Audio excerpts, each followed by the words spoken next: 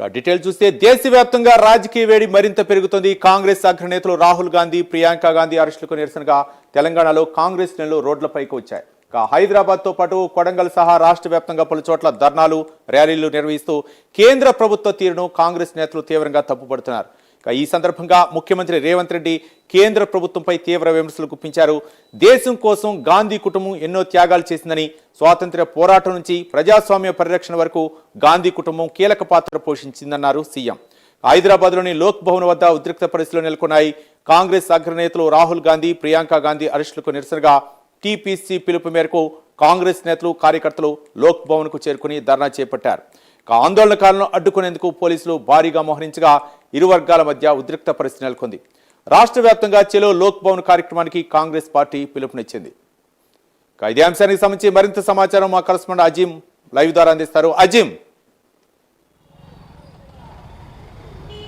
లోక్సభ ప్రతిపక్ష నేత రాహుల్ గాంధీ, ప్రియాంక గాంధీ ఎంపీలను నిన్న ఢిల్లీలో ఏదైతే అరెస్ట్ చేయడాన్ని ఖండిస్తూ ఏదైతే పీసీసీ అధ్యక్షుడు మహేష్ కుమార్ గౌడ్ ఈరోజు చెలో లోక్ భవన్ కార్యక్రమానికి పిలుపునివ్వడం కూడా జరిగింది. నెక్లెస్ రోడ్లోని ఏదైతే ఇందిరాగాంధీ విగ్రహం నుంచి కూడా ఎక్కడైనా లోక్ భవన్ వరకు కూడా ర్యాలీగా వచ్చి ఏదైతే లోక్ భవన్ ముట్టడికి కూడా ప్రయత్నించారు. సో మనం చూసుకుంటే నిన్న నీట్ పరీక్షకు సంబంధించినటువంటి అంశంలో జంతర్ మంతర్లో ఏదైతే సీజేపీ చేస్తున్నటువంటి యువత నిరాహార దీక్ష కావచ్చు, ధర్నాకు ఏదైతే పోలీసులు అవలంబించిన తీరుకు నిరసనగా నిన్న రాహుల్ గాంధీ ఏదైతే ప్రధాని ఇంటి ముందుకు వెళ్ళి అందరు ఎంపీలు కూడా ఏదైతే నిరసన వ్యక్తం చేయడం జరిగింది. ఈ సందర్భంలో పోలీసులు వివరించిన తీరుని తీవ్రంగా కాంగ్రెస్ పార్టీ తప్పుపడుతుంది. అసలు పోలీసుల ముసుగులో ఉన్నటువంటి గూండాల ఎలా అరెస్ట్ చేశారు, ప్రశ్నిస్తే అరెస్టులు చేస్తారా అనుకుంటూ కూడా ఏదైతే పెద్ద ఎత్తున సో ఈ నేపథ్యంలో అరెస్ట్ చేయడాన్ని ఖండిస్తూ ఈరోజు రాష్ట్ర వ్యాప్తంగా కూడా నిరసన కార్యక్రమాలకు పీసీసీ పిలుపునిచ్చింది. ఇందులో భాగంగా చెలో లోక్ భవన్ కార్యక్రమానికి కూడా పిలుపునివ్వడం జరిగింది. మరోవైపు సీఎం రేవంత్ రెడ్డి కొడంగల్లో కూడా భారీగా ర్యాలీ చేసి కేంద్ర ప్రభుత్వంపై తీవ్రమైనటువంటి స్థాయిలో కూడా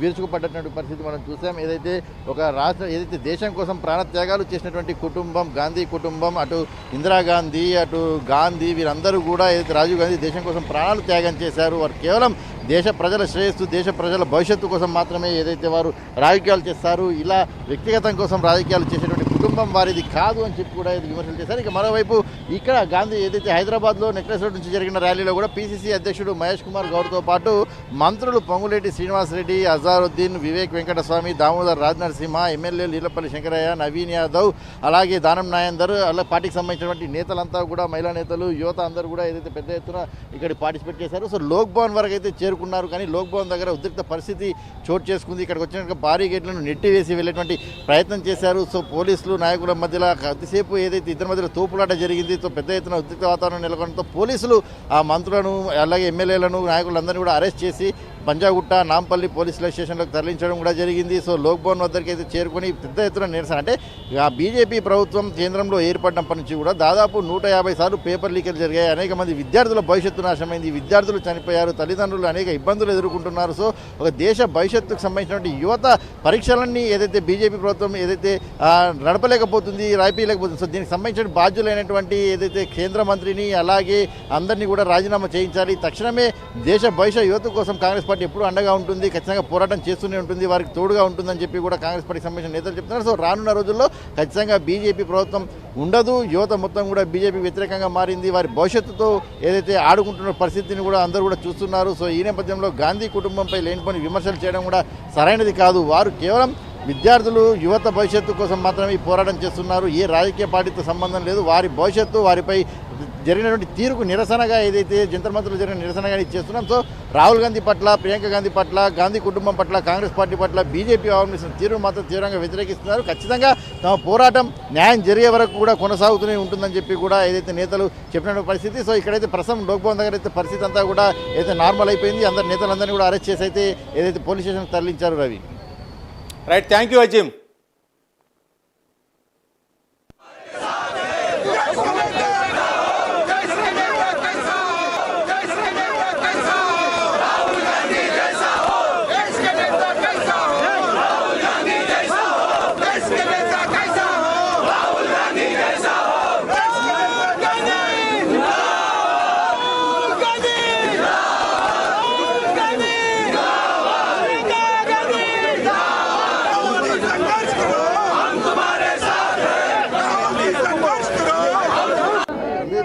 Good morning, Sandeep.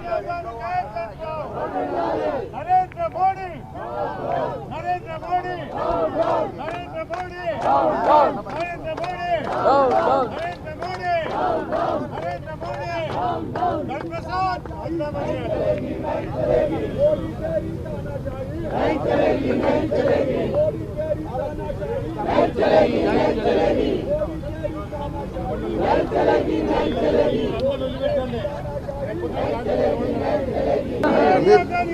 Morning Sandeep Narendra Modi Narendra Modi Narendra Modi Narendra Modi Narendra Modi Narendra Modi धर्मप्रसाद नहीं चलेगी नहीं चलेगी